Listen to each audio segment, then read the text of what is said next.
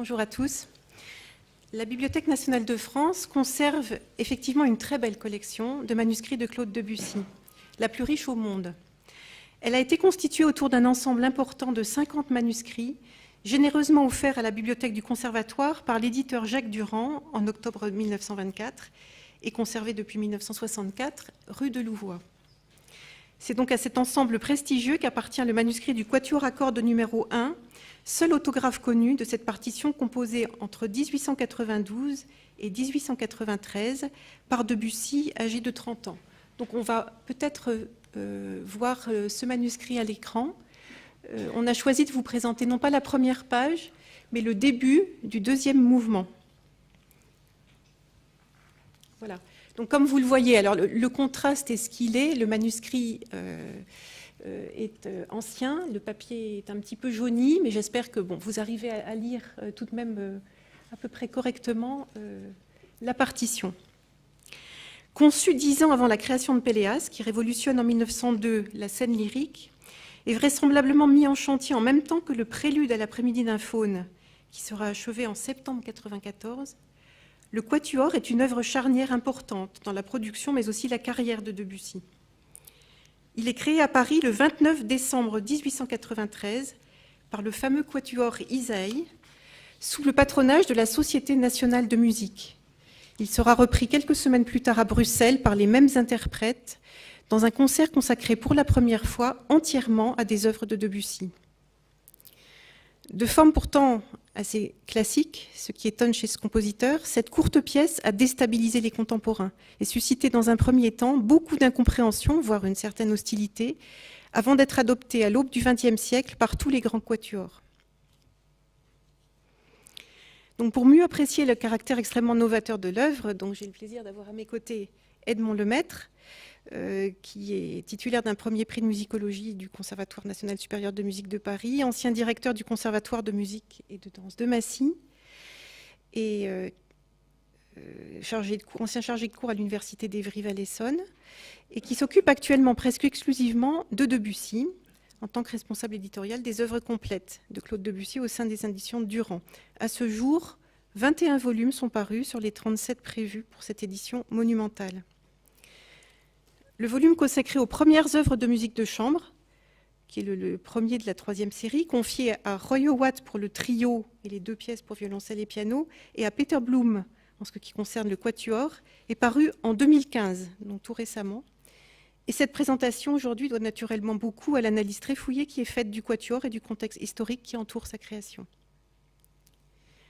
Comme l'a rappelé Mathias Auclair, nous allons bénéficier d'une illustration sonore qui sera donnée en seconde partie de la présentation par notre quatuor d'élèves du Conservatoire national supérieur de musique de Paris, que je présenterai tout à l'heure quand ils viendront nous rejoindre sur scène.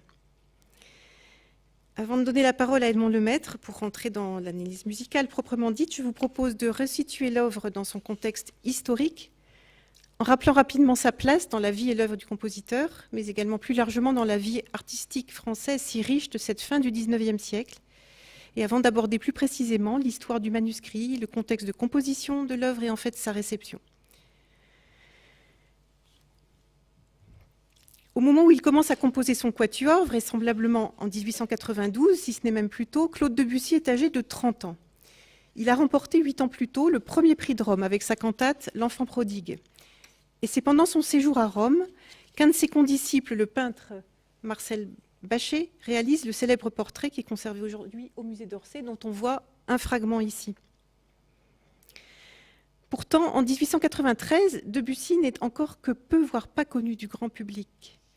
Issu d'un milieu très modeste, ce fils de communard recherche peu la compagnie de ses pairs, il n'abrigue aucun poste, c'est par nature un solitaire, un ours, comme il se dépeint lui-même à Marcel Proust en 1895, peu doué pour les relations sociales et qui fuit les mondanités. Entré au conservatoire en 1872, Debussy y passe 12 années. Ses principaux maîtres, représentés ici pour les plus importants, sont Antoine Marmontel pour le piano, Albert Lavignac pour la théorie, c'est notamment lui qui lui fait découvrir les quatuors de Haydn, de Mozart et la musique de Wagner, Ernest Guiraud pour la composition, sans oublier César Franck, dont Debussy fréquentera également la classe d'orgue pendant quelques mois. Remarquable pianiste, déchiffreur hors pair, Debussy maîtrise parfaitement les règles de composition classique, même s'il montre déjà, dans ses improvisations notamment, des tendances harmoniques peu orthodoxes.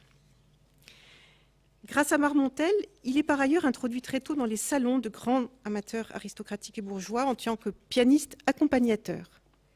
Il y fait de temps à autre entendre quelques pièces de sa composition, des petites pièces pour piano, un peu de musique de chambre, et essentiellement des mélodies. Il y cultive aussi son goût pour les beaux objets et les arts en général. Plusieurs voyages et rencontres vont compléter cette formation académique et influer sur sa personnalité et son esthétique de compositeur. Entre 1880 et 82, il est recruté 3 étés durant comme pianiste par Nadezhda von Meck. La fameuse protectrice de Tchaïkovski le fait voyager en Italie, en Autriche et bien sûr le fait venir en Russie. Il y découvre non seulement la musique russe, mais également la pratique de la musique de chambre, notamment en trio, ainsi que le montre la photo où il figure en compagnie du violoniste polonais Władysław Paszulski, élève de Tchaïkovski, et du violoncelliste Piotr Danilchenko. Alors, la photo que vous voyez est un trio qui a été fondé par Madame von Meck à Florence et qui en fait va susciter la composition du trio de Debussy. C'est une de ses premières œuvres en 1880, il a 18 ans. Et 18 ans, et ce trio va être à l'origine, pense-t-on, du trio de Tchaïkovski. Parce que ça fait très longtemps que Mme von Meck demande à Tchaïkovski d'écrire un trio. Du coup, Debussy le fait avant. Elle envoie, elle montre le trio, elle en parle, et Tchaïkovski écrira son trio. Alors, dans ce trio, il y a beaucoup d'influences de Balakirev, de Borodine, et certains musicologues de l'époque ont dit que le trio de Debussy était le premier grand trio russe. Debussy est également passionné par la musique de Wagner, et notamment par Tristan. Il fait 2 voyages à Bayreuth entre 1888 et 1889, en compagnie du journaliste Robert Godet, qui restera un ami fidèle. Les 5 poèmes de Baudelaire, composés précisément à cette période, témoignent de cet envoûtement et ensuite du désenchantement progressif.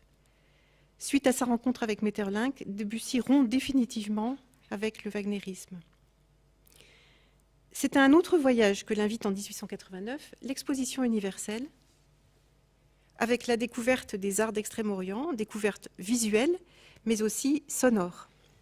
Alors là, vous avez en fait un ensemble dit gamelan, donc de musique indonésienne, balinaise, et qui en effet, ce sont des ensembles qui ont été connus lors de l'exposition de 1889, et il reste la Tour Eiffel, mais donc il y a eu des pavillons. Qu'appelle-t-on un gamelan? A priori, c'est à la fois l'ensemble des instruments qui sont des instruments à percussion, alors de toutes sortes. Il y a des lithophones, des métallophones, des membranophones, et on sait que la famille des percussions est la plus riche en timbres distincts. Alors, c'est aussi non seulement cet ensemble, mais c'est aussi la musique que produit cet ensemble. Et là, évidemment, nous sommes en musique extra-européenne, et à partir de là, on est dans ce qu'on appellerons, nous en Occident, de la modalité, des gammes défectives seulement à 5 sons. Et en fait, Debussy va retenir tout ça, et il sera le premier compositeur à retenir et à exploiter parfois c'est ce qu'il a entendu à l'exposition, notamment Et la lune descend sur le temple qui fut, et puis dans Pagode, dans les estampes, et puis bien sûr dans la terrasse des audiences du clair de lune. Voilà. Donc au fil de ces années, sur pratiquement une vingtaine d'années, il exploite encore finalement des choses entendues en 1889 extra-européennes. Mais attention, rarement vous aurez l'impression d'écouter de la musique extra-européenne, dans le sens où le quatuor lui-même fait appel à l'idée aussi du gamelan.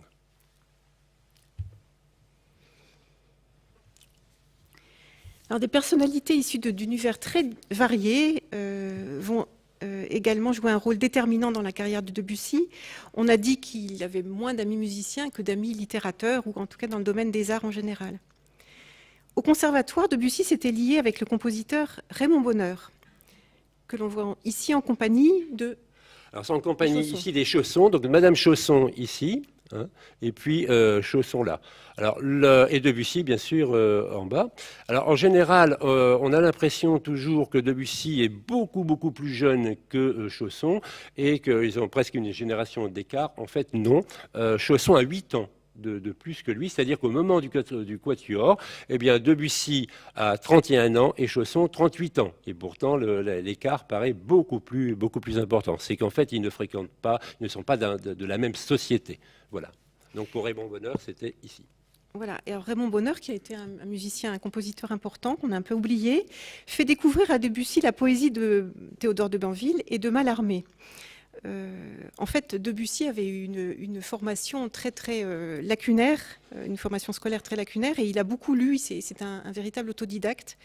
Et donc, c'est très important. Là, il va être introduit auprès de Mallarmé. Il devient l'un des habitués des mardis de Mallarmé. C'est le seul musicien à les fréquenter. Et séduit par ses poèmes de Baudelaire, Mallarmé lui confie son après-midi d'un faune pour le mettre en musique. Premier chef-d'œuvre donc que Debussy dédie précisément à Raymond Bonheur. Une certaine estime lie également Debussy à un autre de ses condisciples du conservatoire, Paul Dukas. Alors celui-ci n'est pas représenté à l'écran, c'est un critique exigeant, ce sera aussi le premier à réellement comprendre le quatuor, dont il donnera une analyse très juste. Quant à Erik Satie, c'est un musicien fantasque, mais une solide affection liera jusqu'à la mort de Debussy, Erik Satie et donc Debussy, comme le suggère cette dédicace des 5 poèmes de Baudelaire, signée le 27 octobre 92 par Debussy, pour Erik Satie, musicien médiéval et doux, égaré dans ce siècle, pour la joie de son bien amical Claude Achille Debussy. Satie restera l'un des musiciens préférés de Debussy, qui lui apportera un indéfectible soutien. Et à la mort de Debussy, Satie composera une élégie, écrite, je cite, en souvenir d'une admirative et douce amitié de 30 ans.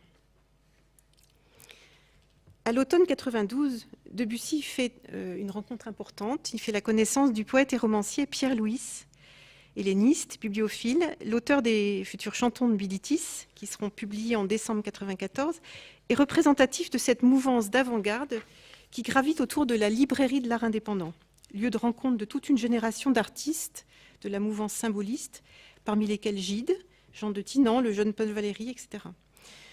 Il sera pendant de longues années un ami très fidèle et un confident précieux. Plusieurs rencontres providentielles vont enfin aider Debussy à survivre à un dénuement souvent criant dans cette vie de bohème qui s'éternise. Celle du prince André Poniatowski, qui est un industriel amateur d'art, et surtout celle d'Ernest Chausson, voilà, qu'il va rencontrer, donc qui est de 7 ans son aîné, et donc qui est lui issu d'un milieu social beaucoup plus aisé. Il est le beau-frère du peintre et collectionneur Henri de Rolle et de l'industriel Arthur Fontaine, collectionneur lui-même. Chausson est proche des milieux artistiques d'avant-garde qui se développent à Paris et à Bruxelles. C'est aussi un fervent disciple de César Franck. Chausson va s'enthousiasmer pour La Demoiselle élue, l'œuvre de Debussy qui est créée à la Société nationale de musique le 8 avril 1892, comme le prouve le petit mot qu'il envoie à Debussy le soir même.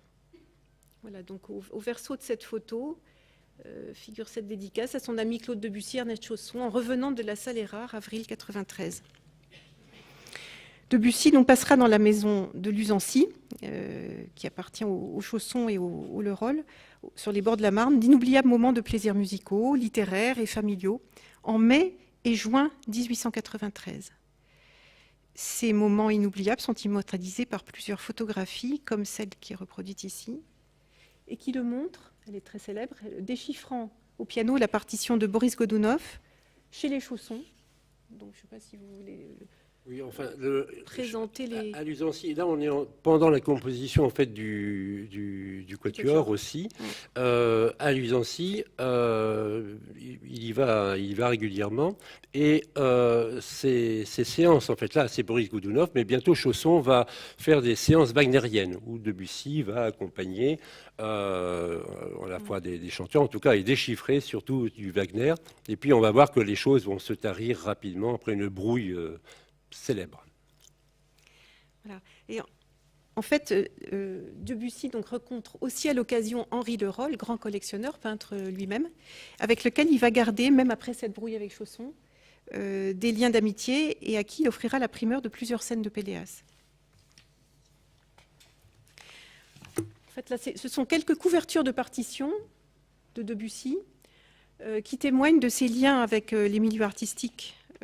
Donc la première, Les Ariettes, est composée sur des poèmes de Verlaine, est très dépouillée, pas d'illustration. En revanche, elle démontre déjà un certain souci de recherche esthétique. Les partitions de Mandoline, toujours sur des poèmes de Verlaine, sont illustrées, elles, par Antoine Villette, qui est donc un des fondateurs du Chat Noir, que fréquente beaucoup Debussy, même après son retour de Rome. Ici, nous avons la couverture de la partition de La Damoiselle élue, qui est illustrée par Maurice Denis, qui est le jeune protégé d'Henri Le Roll, et qui donc témoigne vraiment des relations de Debussy avec tout ce milieu d'artistes de l'avant-garde symboliste et même art nouveau, et les proses lyriques témoignent vraiment aussi de cette esthétique. Donc, dans cet univers des années 92-93, on a vu fortement marqué par les liens à la poésie, à la littérature et à l'image, on peut s'étonner, et rien n'annonçait un quelconque intérêt de Debussy pour de la musique pure, pour un quatuor à la forme classique, à la fois vénéré et redouté de tout compositeur, et qui restera particulièrement atypique dans son œuvre. On va revenir peut-être à la page 1, on va découvrir la première page du manuscrit du quatuor. Le quatuor est en fait la première œuvre d'envergure de Claude Debussy, celle qui, au sortir des années de formation, encore chargée des influences du passé, le révèle à un large public dans toute sa personnalité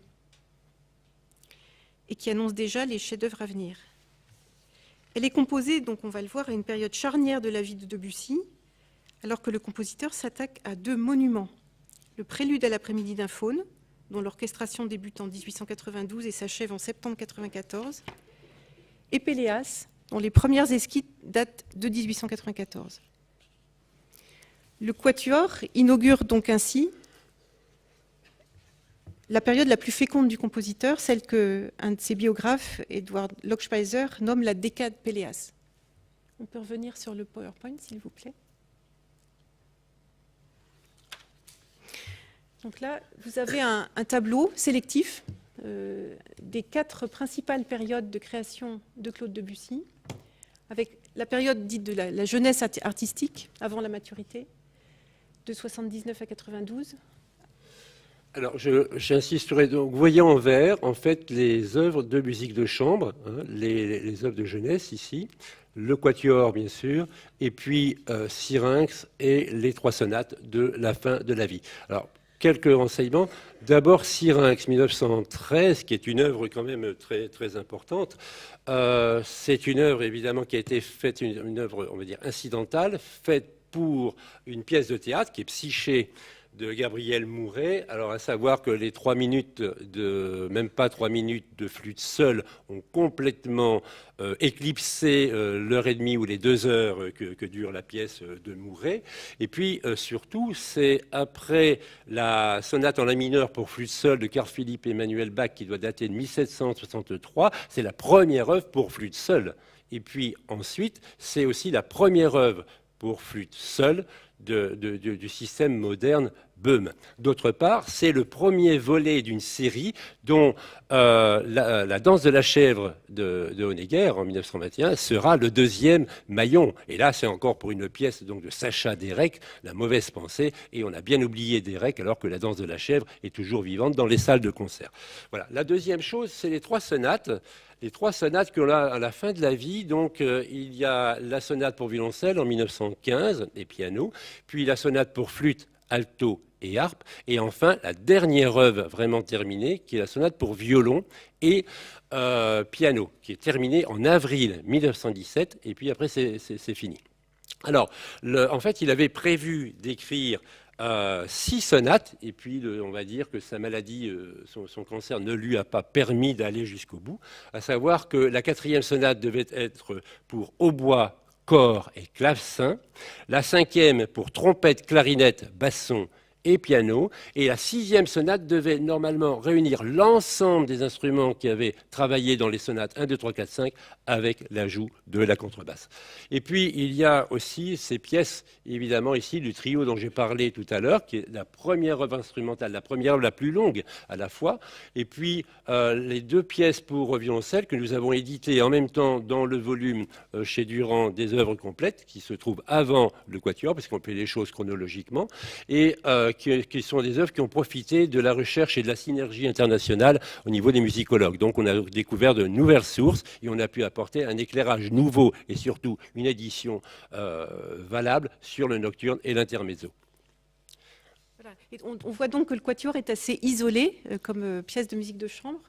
Dans cette période encore la décade de Péléas, qui voit arriver donc les grandes pièces orchestrales, et les pièces pour piano elles-mêmes n'arrivent vraiment qu'à partir de 1902, où on voit arriver les estampes, les images, les Children's Corner et Prélude, voilà, elles se tracent là la part du lion, et puis la dernière manière qui est beaucoup plus moins fournie. Voilà. Donc l'émergence inopinée du quatuor, comme sa genèse, le mystère qui entoure le titre avec ce numéro 1, opus 10. Donc on va revenir, s'il vous plaît, au manuscrit, à la page 1 du manuscrit.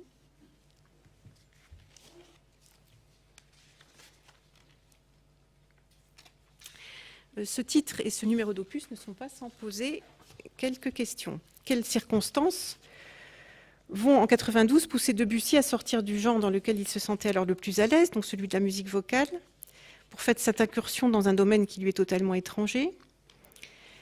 On sait que Debussy a définitivement rompu avec l'Institut en 1890. Il est sans ressources et il souhaite tourner le dos au wagnerisme. Donc la réponse se trouve sans doute principalement dans le fantastique renouveau de la musique française et notamment de la musique de chambre auquel on assiste en cette toute fin du siècle et qui est largement portée par la Société nationale de musique. Donc on va revenir au PowerPoint, s'il vous plaît. La Société nationale de musique, qui a été créée par Camille Saint-Saëns et Romain Bussine, et qui, à partir de 1886, est dirigée par Vincent d'Indy. À l'origine, la Société nationale de musique, qui regroupe vraiment de grands noms de la musique française, s'est donné pour objectif la défense de l'ars gallica. C'est un organe de soutien à la jeune création, et elle défend également un idéal de musique pure face à la toute-puissance d'un art lyrique qui s'impose et qui est très sclérosé. Les jeunes compositeurs sont invités à y jouer eux-mêmes leurs œuvres, mais peuvent également compter sur le concours de grandes phalanges parisiennes, notamment l'orchestre Colonne. De grands virtuoses y sont également invités, tels que Jeanne Isaïe ou Pablo de Sarrazat.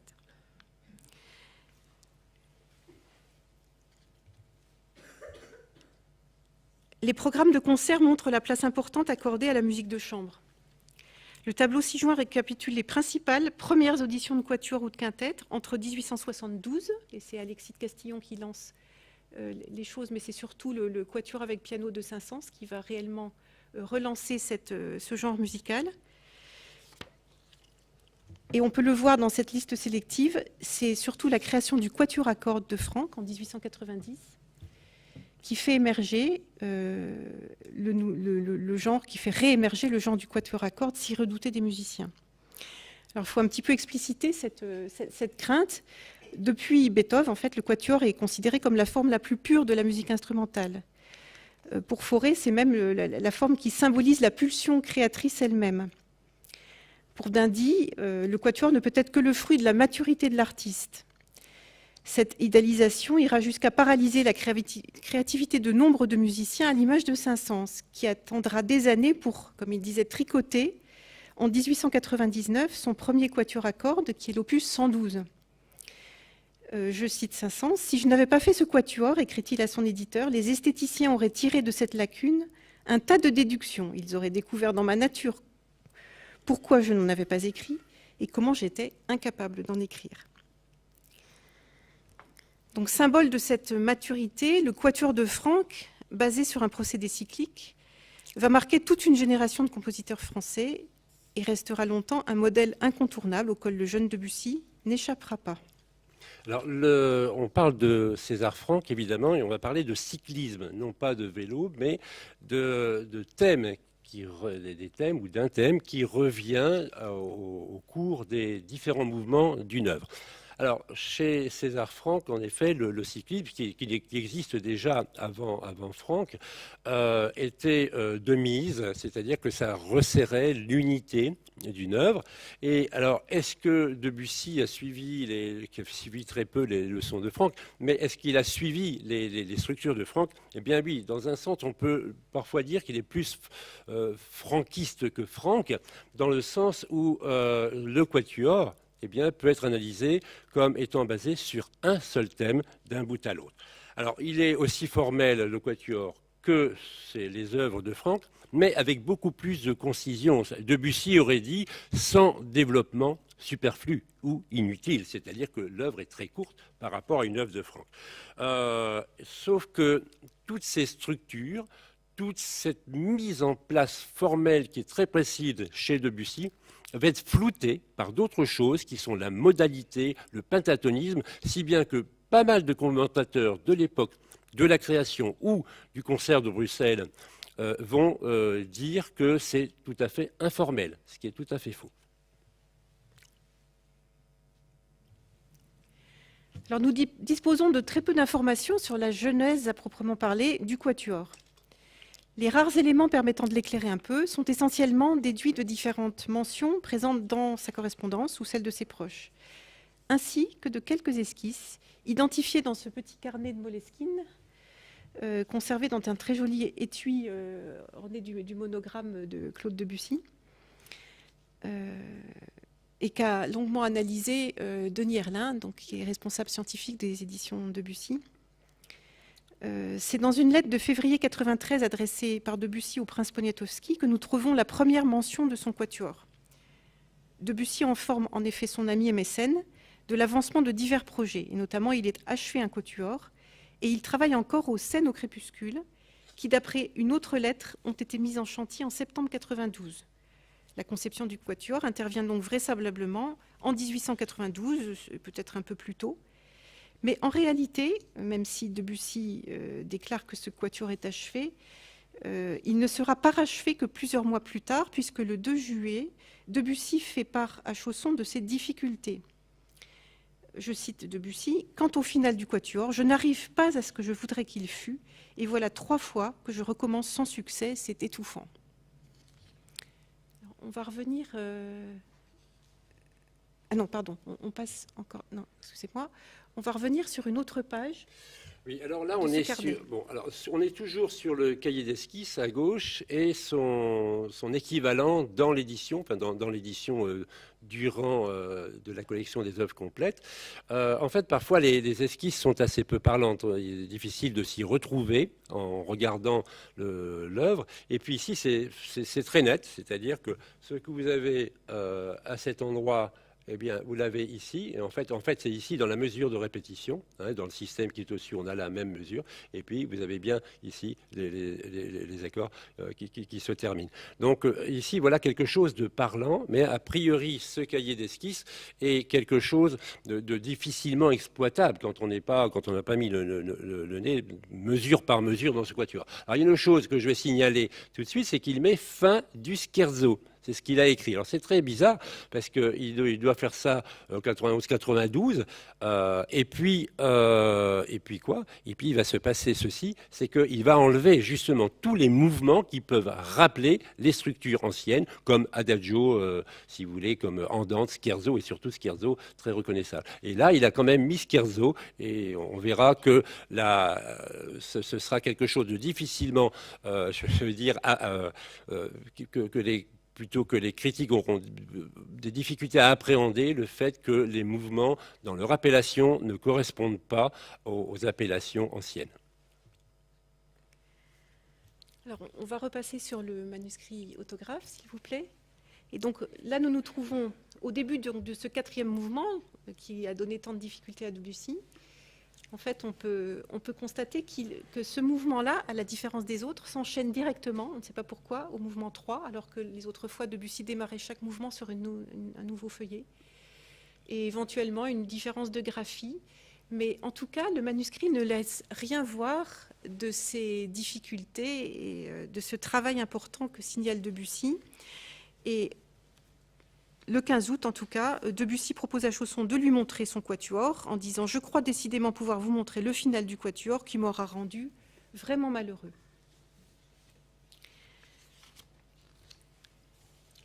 Debussy a vraisemblablement donné la primeur de son quatuor à des amis proches, Dukas et Chausson. Dukas découvre le quatuor incomplet, donc sans le final, le 10 août. Il est tout à fait séduit, comme le montre une lettre qu'il adresse à Vincent d'Indy en octobre. Je cite Dukas. « Le même Debussy m'a joué cet été les 3 premières parties d'un quatuor à cordes qui doit être achevé à l'heure qu'il est. Charmant d'un bout à l'autre, voilà vraiment un gaillard doué pour la musique. Et une facilité angélique, bien qu'il s'en défende par baudelairianisme malentendu et perversité d'artiste. » Le 13 octobre, soit 2 mois plus tard, Debussy vend son manuscrit aux éditions Durand. C'est Barbare de la place de la Madeleine, pour seulement 250 francs. Durand deviendra après 1903 et surtout à partir de 1905 l'éditeur attitré de Debussy, et une profonde amitié liera de fait Jacques Durand au compositeur. Debussy désirait dédier son quatuor à Chausson, en gage d'amitié. En fait, ce dernier se montre très réservé, même s'il valide la création à la Société nationale de musique pour le 29 décembre par le quatuor Isaïe. Alors, en plus, donc Chausson va être très réservé, si bien qu'on va changer de dédicace, il va changer de dédicace, mais surtout, en plus, le quatuor et les premières interprétations vont se passer au moment de la brouille entre Chausson, la brouille importante, entre Chausson et Debussy. J'essaie de vous résumer très rapidement la brouille Chausson-Debussy. Il se passe que en février 1894, eh bien, on redonne plutôt on crée les mouvements, enfin les mélodies 3 et 4 de Fleurs et de Soir, des proses lyriques qui sont juste composées avant le quatuor et qu'il retrouve une des interprètes de la Damoiselle élue, qui est Thérèse Roger. Et on est donc au milieu février. À la fin février, il part pour Bruxelles pour le concert du 1er mars 1894, deuxième exécution du quatuor à Bruxelles, cette fois-ci, la première fois qu'il est joué à l'étranger, et que ce sera un concert entièrement Debussy.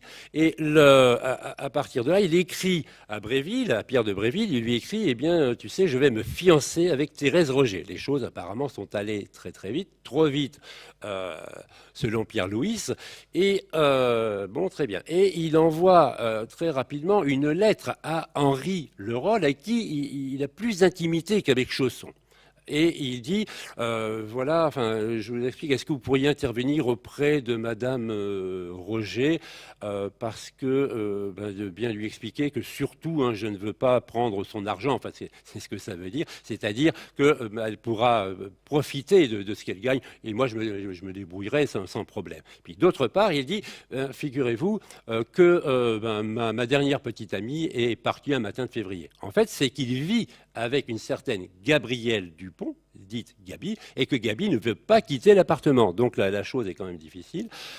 Il se passe que donc des mauvaises langues, une lettre anonyme arrive et on dit, eh bien, il est toujours avec Gabi, chez lui, dans l'appartement. Il a toujours, par contre, il a des dettes, et puis il mène une vie très dissolue, à la limite de la moralité. Alors tout ça, ça va faire quelque chose, un beau bouillon de culture à son désavantage, et Chausson va demander des explications. Et alors Debussy, il va répondre dans une lettre tout à fait, c'est une réponse nébuleuse. Il va lui dire, ben oui, je déclare avoir une vie très claire maintenant et sans dessous mystérieux. Et bizarrement, il ajoute, c'est d'ailleurs une transformation morale. Comme quoi, finalement, les dires, les racontars sur cette pseudo ou hypothétique vie amorale, eh bien, pouvait être vrai. Et puis en plus, à la fin de la lettre à Chausson, il lui demande de lui prêter 1500 francs pour payer ses dettes. Donc il avoue qu'il a des dettes, et puis aussi pour acheter une robe à ma mère.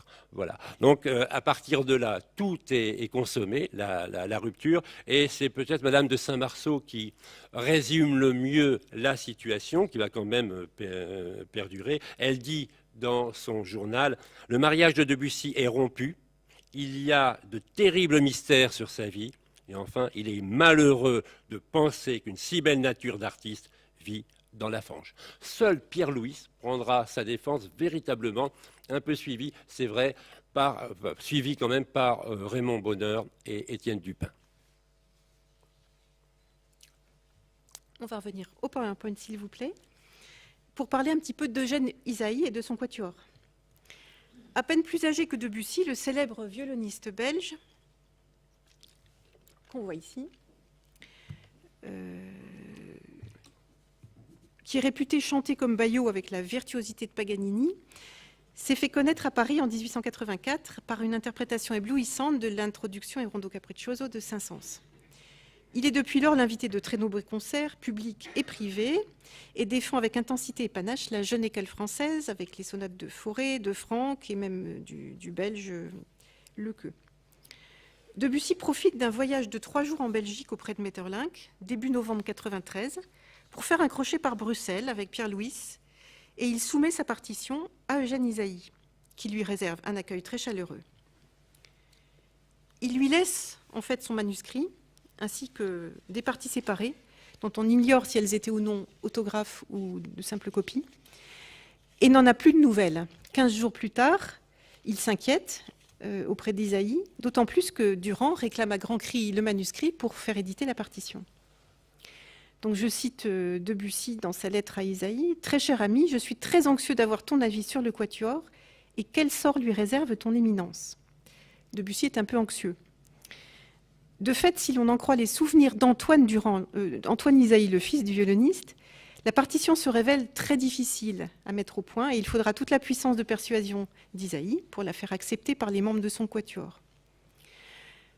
Debussy vient aussi de découvrir, avec plaisir, par un article paru dans l'Art moderne du 12 novembre, que son quatuor allait être créé à Bruxelles, toujours par Ysaÿe, au concert de la Libre Esthétique. Et il en demande confirmation à Ysaÿe. Finalement, ce dernier renvoie la partition par la poste, comme on va pouvoir le constater, à la pliure qui encore aujourd'hui marque les feuillets. Donc là, on voit la dernière page, on voit cette pliure. En fait, elle est plus ou moins visible sur les feuillets. Donc en fait, Ysaÿe a plié la partition et l'a renvoyée à Debussy en urgence par la poste. Mais en fait, Debussy était allé en novembre pour rentrer, déjà devait rencontrer à Gand Maeterlinck à propos de Péléas, et avant, il passe avec Pierre-Louis à Bruxelles et il remet en fait ce manuscrit à Ysaÿe, ainsi que des parties séparées. Alors figurez-vous que les parties séparées, on ne les a jamais retrouvées. On n'a plus les parties séparées du quatuor d'origine. Alors, il y a des tas de corrections sur ce... Je ne sais pas, Catherine, si j'empiète sur ce que vous alliez dire. Il y a des tas de corrections. Il y a des corrections de Debussy même, on verra tout à l'heure sur l'autre. Et puis, apparemment, tout ce qui est en rouge, eh bien, est d'Eugène Ysaÿe. Hein. Et notamment, c'est cette très belle envolée là, de fin que nous entendrons tout à l'heure. Ça, c'est d'Ysaÿe. Et donc, Ysaÿe avait déjà porté, on va dire, des corrections qui venaient aussi peut-être des parties séparées.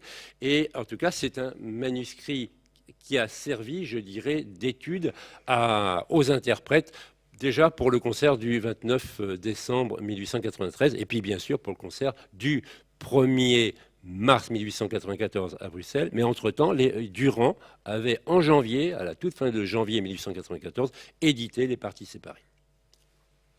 Voilà, donc effectivement, c'est un manuscrit, donc il y a plusieurs usages. Donc, vous l'avez dit, Edmond, il a servi aux répétitions. Donc, il y a des annotations par Ysaÿe, mais aussi par Debussy, sans doute, de ce qu'il entendait aux répétitions, ou peut-être même après les concerts. C'est aussi un manuscrit sur lequel Debussy a travaillé et parfois a rectifié ou corrigé l'écriture, hein, certaines harmonies. On peut regarder, par exemple, à la page 9. En fait, il y a des modifications qui interviennent. Donc, si on peut zoomer sur la page, sur le deuxième système, la deuxième série, on voit que la partie de... Voilà, le troisième, pardon, c'est parfait. on voit que la partie de second violon était au départ continuée avec sans double corde, et qu'en fait, on la voit mieux sur les dernières mesures de la page, voilà. Et en fait, Debussy a choisi de renforcer donc, la partie de second violon en mettant des doubles cordes. On peut regarder aussi à la page 19, où là, en fait, il intervient sur la partie de violoncelle et la partie d'alto. Donc, on peut zoomer sur le premier système, où on aperçoit en fait que la partie qui est aujourd'hui à l'alto, donc sur la troisième portée, se trouvait auparavant au violoncelle, qui lui maintenant a repris la partie qui était celle de l'alto et se retrouve collaparté avec le violon 1. Voilà, donc ça c'est vraiment des changements d'équilibre sonore. Voilà, mais la plupart des interventions manuscrites concernent surtout des articulations, des notions de tempo, et puis bien sûr des annotations pour la gravure. Ce sont de très nombreuses annotations au crayon. Voilà. Donc le manuscrit était entré dans les collections nationales non reliées, bien sûr. Et donc, en fait, il démarre directement à la page de titre. Donc on va revenir à la page 1, sur laquelle Debussy a posé en rouge donc le titre qu'il donnait à son quatuor, et qui est au départ et quatuor en sol pour 2 violons, alto et violoncelle. Cette mention est ensuite corrigée par le graveur, mais surtout, Debussy lui-même rajoute premier quatuor. Alors, l'explication, je dirais, le timing se resserre. Premier quatuor, il y a plusieurs choses. Premier quatuor, en fait, donc on a vu que Chausson n'aime pas trop ce quatuor, et il va dire à Chausson, bien écoutez, rien que pour vous, je vais en écrire un autre. Bon, ça c'est une chose, il a dit ça à Chausson, il l'a écrit. Et puis, plus tard, après lorsqu'on arrive à la création au 1er mars en 1894, le fondateur de la Libre Esthétique, organisme au sein duquel a été donné ce concert de Debussy à Bruxelles, qui est Octave Maus.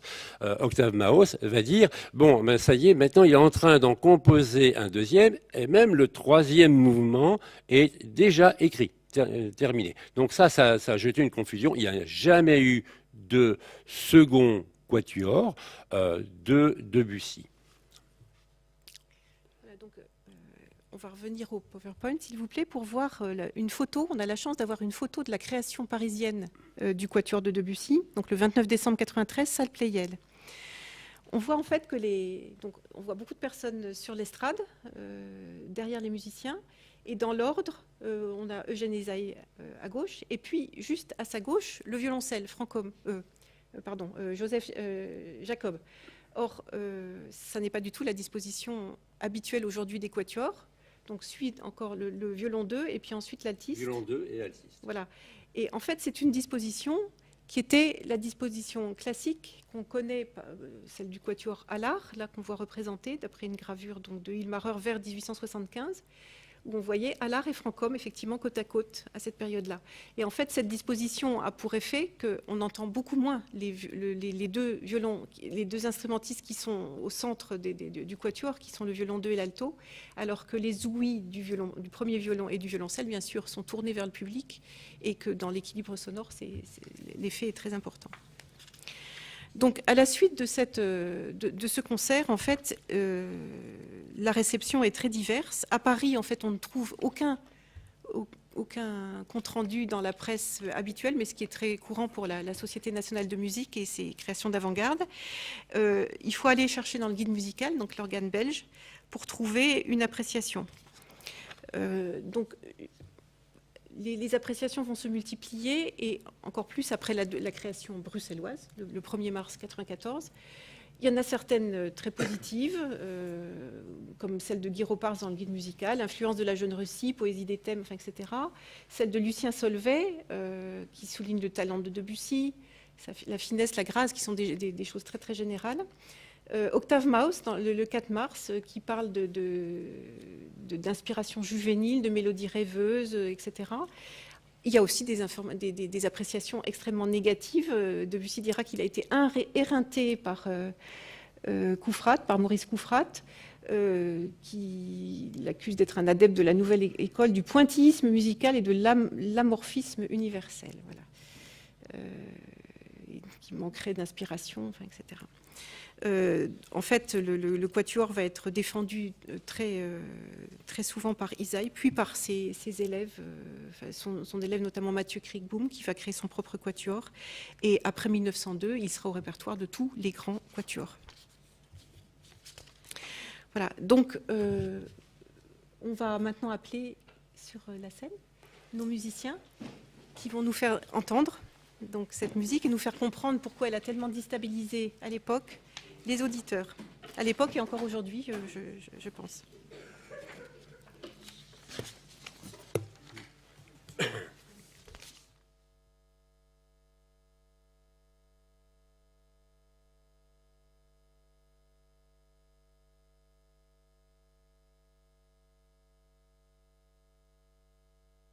D'écouter quelques extraits, j'aurai des choses générales au niveau du style et de la technique d'écriture de Debussy.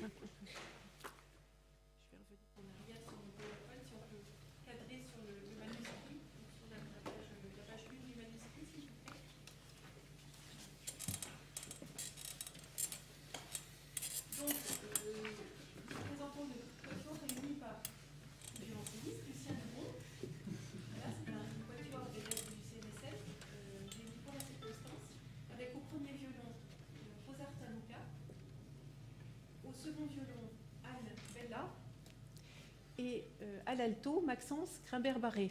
Donc, ils ont accepté de prendre la disposition originale de la création.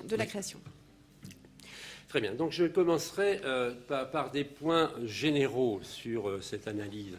D'abord, maturité oblige. Saint-Saëns, Vincent d'Indy avait dit on ne peut pas écrire un bon quatuor, on va dire, avant 60 ans. C'est vrai que Franck, à 68 ans, quand il écrit le sien, il meurt après, mais il ne savait pas qu'il allait mourir. Il y a un autre cas plus tardif, c'est Fauré, en 1924. Le seul quatuor à cordes, c'est l'année de sa mort. Et là, il a 79 ans. Par contre, même si Vincent d'Indy avait dit aussi quatuor, c'est à la fin de sa vie, lui l'avait écrit à 40 ans. Alors, ça, c'est une première chose. C'est une œuvre très structurée, très classique, avec l'inversion au deuxième mouvement, c'est-à-dire que l'équivalent du scherzo, au lieu que ce soit en troisième mouvement, en général, on l'a en deuxième mouvement, et ce qui va être l'équivalent du mouvement lent, eh bien, on l'a en troisième. Alors ça se faisait aussi, c'est pas une entourloupe terrible. Alors, par contre, les mouvements ne se nomment pas allegro, scherzo, adagio et finale. Il reprend évidemment ces indications qui sont, pour le premier mouvement, vous voyez, animé et très décidé. Pour le deuxième, assez vif. Le troisième, andantino, doucement expressif. Et son dernier mouvement, très modéré, puis en animant peu à peu. Alors, ça avait dérouté les critiques qui, toujours parle, et notamment d'Octave Maus annonçant le concert en janvier. Lui, il annonce le concert de Bruxelles du 1er mars et il dit il est fait de 4 parties, un allegro, un scherzo, un andante, un finale. Et puis après le concert, il s'est rendu compte quand même qu'il y avait une volonté de Debussy de ne pas mettre ces choses-là. Il dit finalement ces 4 mouvements toujours, mais que nous pourrions sans inconvénient qui pourrait sans inconvénient être titré comme chez les anciens, allegro, scherzo, andante et finale. Alors il y a une chose assez extraordinaire, c'est que le bon intitulé des mouvements va être donné dans une critique assez extraordinaire, à la fois, on va dire, méchante, nébuleuse et à la fois hilarante. Je me permets de vous la citer, cette critique. Elle a lieu, c'est une critique dans le jeu, après la 3e interprétation, donc à Paris, à la salle Harcourt, la salle d'Harcourt, le 30 mars 1894, dans Le Monde musical paraît un article qui dit ceci, il est de M. de Talavernet. Le quatuor de M. Debussy comprend 4 mouvements, animés et très décidés. Il m'a paru plus animé que décidé. Assez vif et bien rythmé. Il m'a paru très vif et peu rythmé. Andantino doucement expressif, ça c'est une affaire de goût. Quant au final, écoutez bien, il m'a paru confusément adéquat à lui-même, à la différence de l'esprit humain qui, suivant mon professeur de philosophie, renferme inconditionnellement tous les concepts transcendantaux sans lesquels l'être n'a que la relativité virtuelle d'une essence potentiellement métaphysique. Je ne sais si je me fais suffisamment comprendre, mais il me semble que ce quatuor manquait un peu de tout cela. Voilà. Alors, il y a une deuxième chose, c'est qu'il y a une tonalité annoncée au départ dans les programmes, et Debussy on avait été d'accord, quatuor en sol mineur au départ. Puis ça va être quatuor en sol, puis vous voyez qu'il barre le sol, ce n'est plus que premier quatuor. Alors, il faut savoir que rarement Debussy a annoncé une tonalité pour ses œuvres, et qu'à ce moment-là, c'est la 80, si on part du catalogue de François Le Sur, le quatuor est la 91e œuvre, donc il y en a 90 avant, et qu'il y a une seule œuvre qui comporte une tonalité, c'est Symphonie en si mineur, que nous avons aussi édité, que j'ai édité avec Noël Lee dans un des volumes de la collection des œuvres complètes, et qui est une œuvre faite chez Madame von Meck en 1881. Alors d'autre part, c'est aussi une œuvre assez rare, pour les voir, où il y a des mouvements métronomiques. Hein, vous voyez, ici, 63 égale blanche, donc ce qui veut dire qu'il y a une pensée, on est en 4/4, mais mesure assez, il y a une pensée à la blanche, eh bien, on va avoir, ne serait-ce que sur le premier mouvement, eh bien, 3 fois des mouvements métronomiques, blanche égale 63, puis blanche égale 52, la mesure 63, et puis blanche pointée, parce qu'on va passer en 6/4, égale 138. Alors, je vous rappellerai quand même que sur 90 œuvres, il n'y en a qu'une seule avant le quatuor qui comporte des mouvements métronomiques, et c'est la mélodie Mandoline, qui avait été éditée aussi par Durand en 1890. Alors, je vous rappellerai quand même que bien plus tard, en 1915, Durand lui demande apparemment de mettre des mouvements métronomiques à ses œuvres, et Debussy lui écrit « Vous savez mon opinion sur les mouvements métronomiques. Ils sont justes pendant une mesure, comme les roses l'espace d'un matin. » Alors, je vous parlais tout à l'heure de modalités, de rythmique issues des gamelans. Eh bien, la relation avec l'Asie, en tout cas quelque chose d'extra-européen, a été perçue par les commentateurs, et on parle de gamelan indonésien javanais. Alors, dans le guide musical du fameux Maurice Kufrat, après la création en Bruxelles, Maurice Kufrat est le critique le plus redouté de ça. Il écrit « C'est une œuvre étrange et bizarre, tout au moins pour qui l'entend pour la première fois. Par moments, on se croirait dans la fameuse rue du Caire à l'exposition de Paris en 1889. Rythme sautillant, heures violents d'harmonie alternant avec des chants langoureux du violon, de l'alto ou du violoncelle, et qui rappellent le chromatisme des mélodies orientales. Pizzicatif faisant songer à des guitares et à des mandolines, flot abondant d'harmonies riches, largement soutenues, évoquant le souvenir du gamelan. » Voilà, donc ça a été perçu, il n'est pas le seul. Voilà. La deuxième chose, on va revenir sur le PowerPoint, sur la modalité.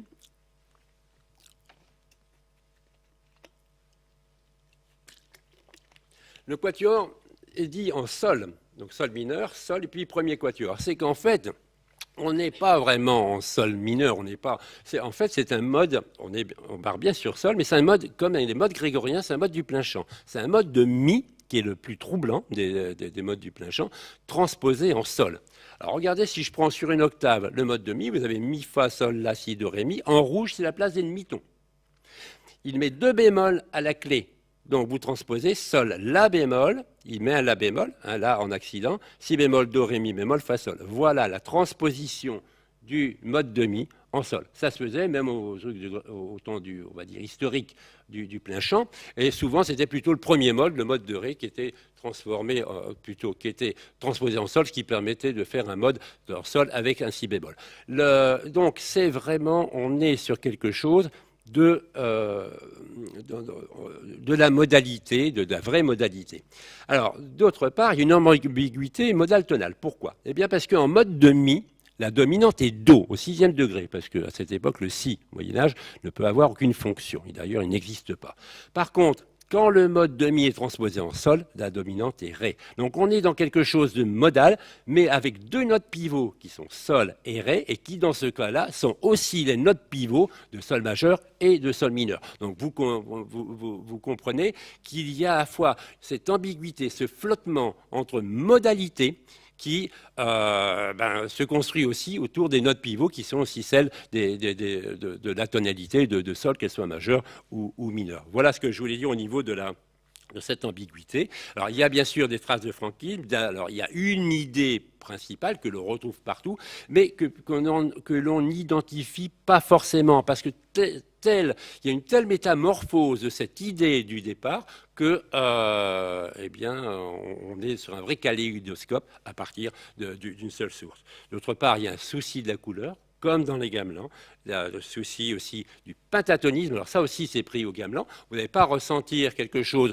qui ressemble à la musique chinoise non plus, mais je vous isolerai quelques passages pentatoniques. Et puis, il y a aussi du chromatisme. Voilà ce qui floute, en fait, pentatonisme, modalité, ce qui vient flouter, je dirais, les structures que certains n'ont pas vues. Et Couffeyrat disait, comme Catherine l'a lu tout à l'heure, elle parlait d'amorphisme, quelque chose de non construit.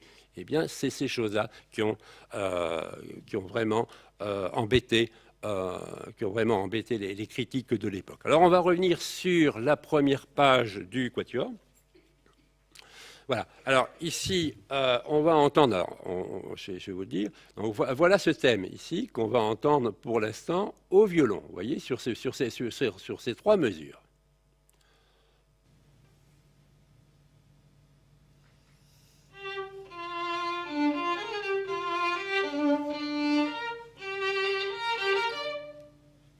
Ce qui va être reconnaissable dans les métamorphoses, c'est surtout ce triolet là que vous avez entendu, et puis le rythme syncopé. Et puis selon les mouvements, selon l'harmonie, eh bien, il se dilue et il se superpose aussi à des thèmes auxiliaires, et parfois ce qu'on pourrait appeler des deuxièmes thèmes.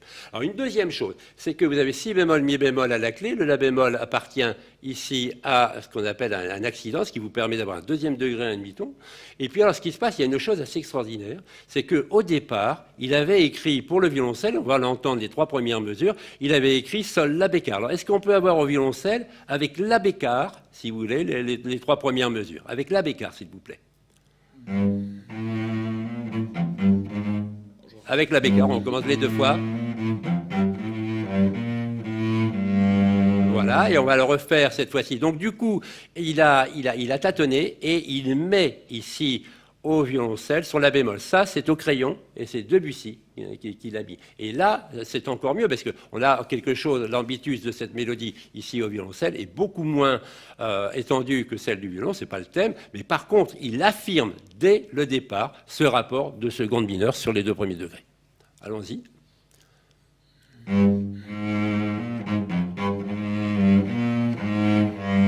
Voilà, qui donne quelque chose de plus sombre, en effet, qui nous transporte vers quelque chose de mineur, mais c'est surtout cet écart-là qui est important. Alors, on va reprendre au violoncelle. Alors, ensuite, on va avoir du pentatonisme à partir de la mesure 13. On va prendre mesure 13 à 16. Alors, attendez, je prends moi ma partition, je ne suis pas sur le manuscrit.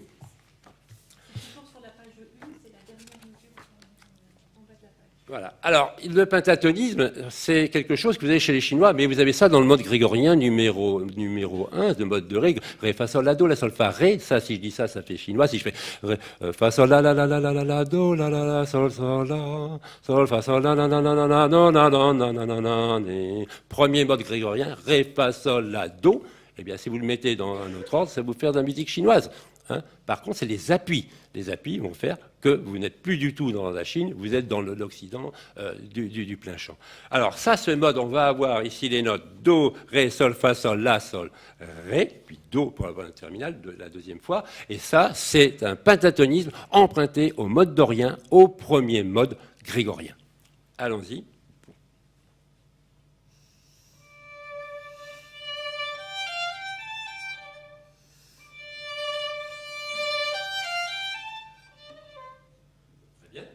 Alors, écoutez, on va reprendre le début, où on va avoir l'affirmation de ce thème, et puis on va avoir évidemment le pentatonisme, et puis du chromatisme aussi. On va donc aller en tout petit du début de ce quatuor jusqu'à la mesure 31.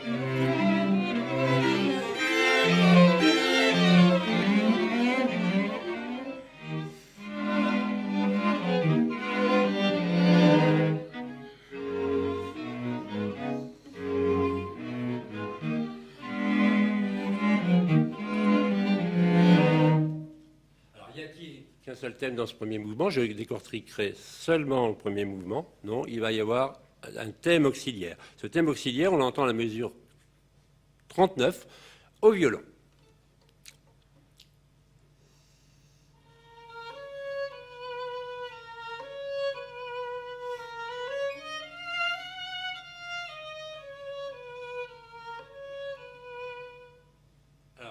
Est-ce que c'est un deuxième thème? Non. En fait, il donne des contrastes. Et si on veut parler de deuxième thème, qui quand même prend son matériau musical au premier thème, donc une parenté, eh bien, nous sommes à la mesure 63-67, toujours au violon.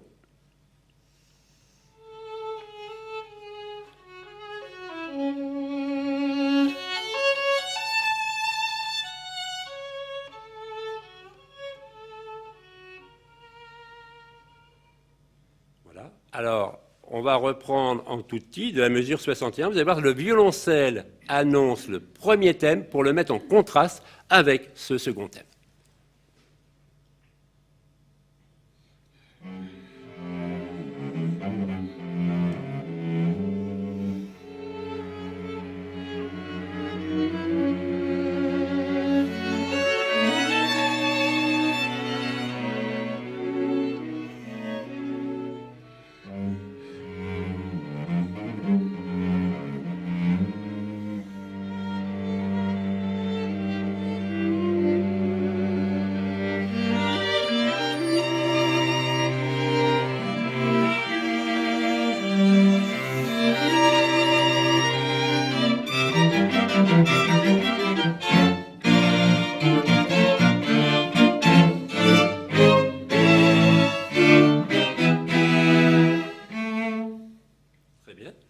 Alors, le développement va se passer sur les deux thèmes. Hein. Le deuxième thème a autant d'importance là que le troisième. Et puis, bien sûr, le premier thème va reprendre la main.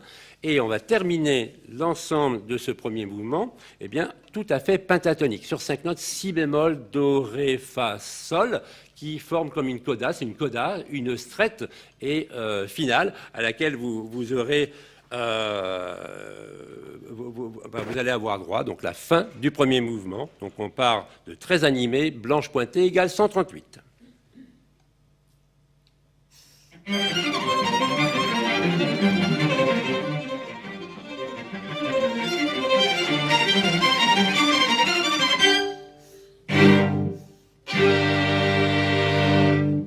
Pour une question de timing, je ne vais pas parler du deuxième mouvement maintenant, parce que nous l'entendrons intégralement à la fin de cette conférence, donc bientôt.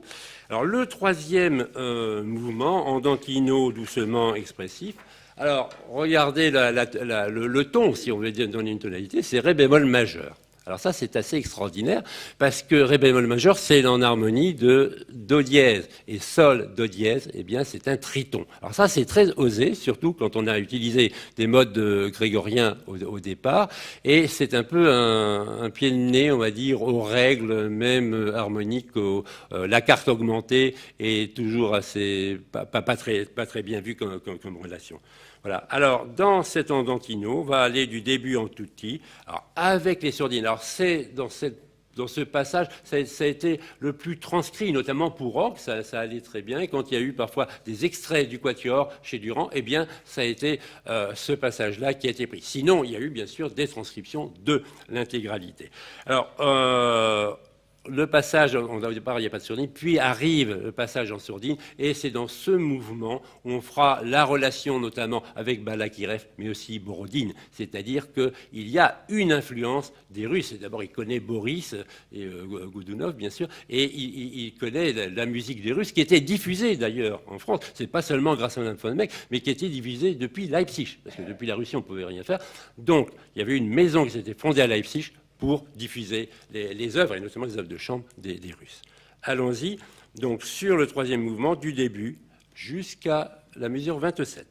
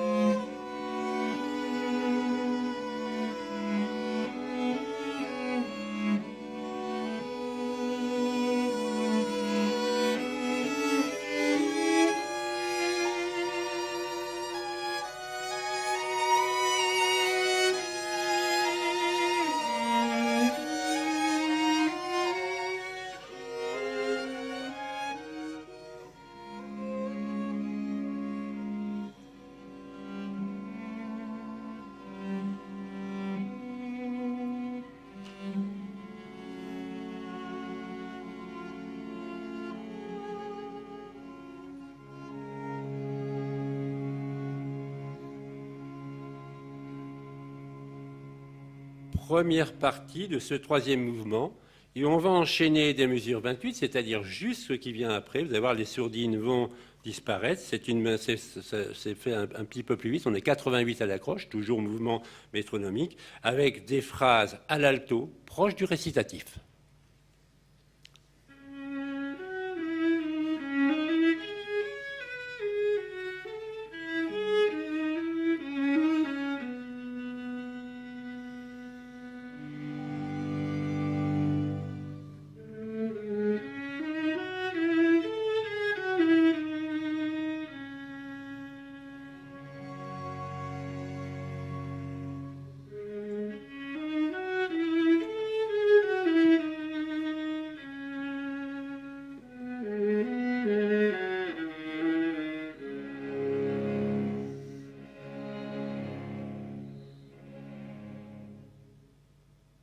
On prépare le terrain pour une nouvelle partie où on va demander d'augmenter et de serrer le mouvement petit à petit.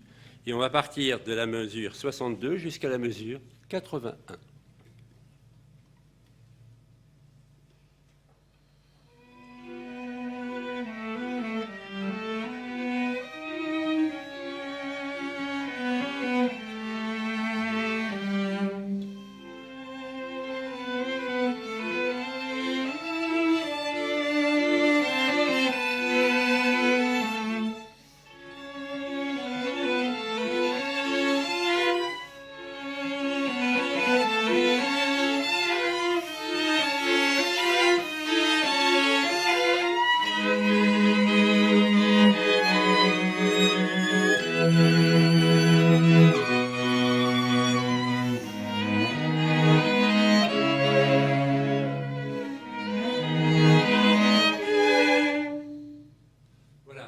Les éléments donc de ce troisième mouvement. Le dernier mouvement, très modéré, qui passera en animant un peu, est lui aussi en ré bémol, donc à distance de quarte augmentée. Il se terminera, la conclusion, en sol, et là un véritable sol majeur. Alors c'est un plan presque sonate aussi, de finale, où le thème principal va jouer le rôle de second thème, avec superposition de tout ça. C'est une construction assez complexe, si on veut. En tout cas, c'est écrit d'une très grande maîtrise. C'est ce mouvement qu'il avait repris, soi-disant 3 fois, et il ne reste aucune source de ces différents remaniements. On va donc en tout petit, du début de ce mouvement, jusqu'à la mesure 8, qui affirme le thème cyclique.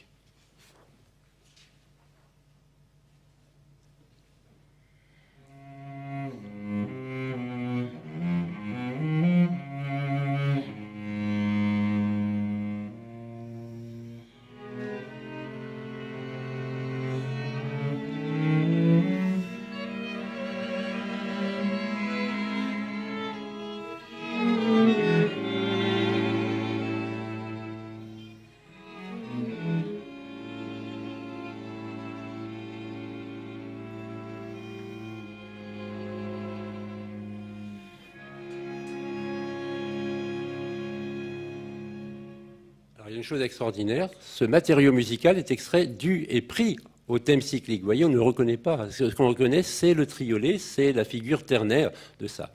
Alors le vrai thème, maintenant, qui est celui qui va jouer le rôle de premier thème dans ce final, face à celui qu'on vient d'avoir, eh bien, c'est à partir de la mesure 31, qui passe très mouvementée et avec passion, avait-il rajouté sur son manuscrit, blanche égale 132. Et on va donc de la mesure 31 à la mesure 60.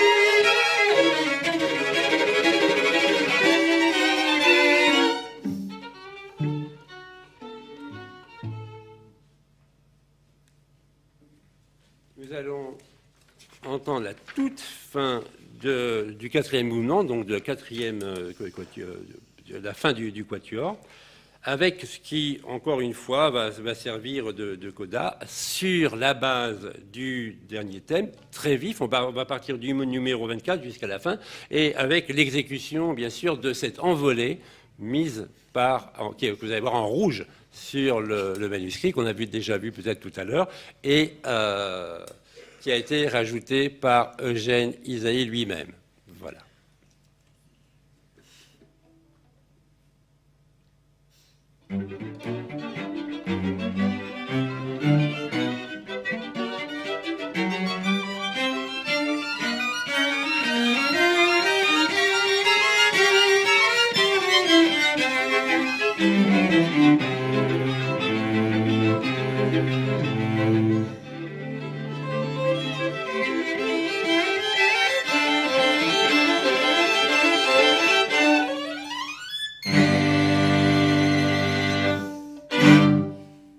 Voilà.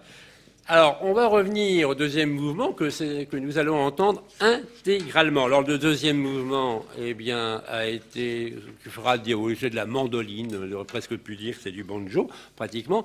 En effet, est remarquable par sa virtuosité dans l'écriture pizzicato, bien évidemment. Alors, en effet, tout le monde a assimilé ça à un scherzo. D'ailleurs, je vous rappelle que sur le carnet d'esquisses, il avait mis fin du scherzo, puis qu'ensuite il a enlevé pour simplement écrire assez vite. Alors, c'est une transformation du thème cyclique, du thème principal, qui est assez reconnaissable grâce à son rythme du triolet et qui est énoncé à l'alto.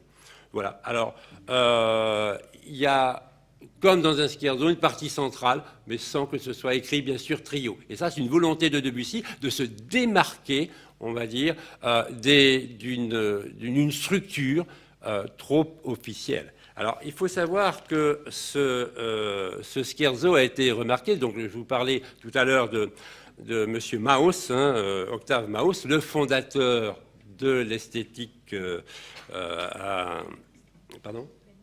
la libre esthétique à Bruxelles, et qui écrit dans l'Art moderne du 7 janvier 1894. Donc il annonce le concert du 1er mars. Il dit « Le scherzo en particulier est d'une grâce et d'une ingénuité délicieuse, malgré les subtilités sous lesquelles se dissimulent les idées. C'est d'un art extrêmement séduisant, à la fois simple et compliqué. Il donne à l'auteur, dans la Pléiade, une place spéciale qui ne manquera pas d'être bientôt très enviée. » Second mouvement du quatuor qui met fin à cette conférence.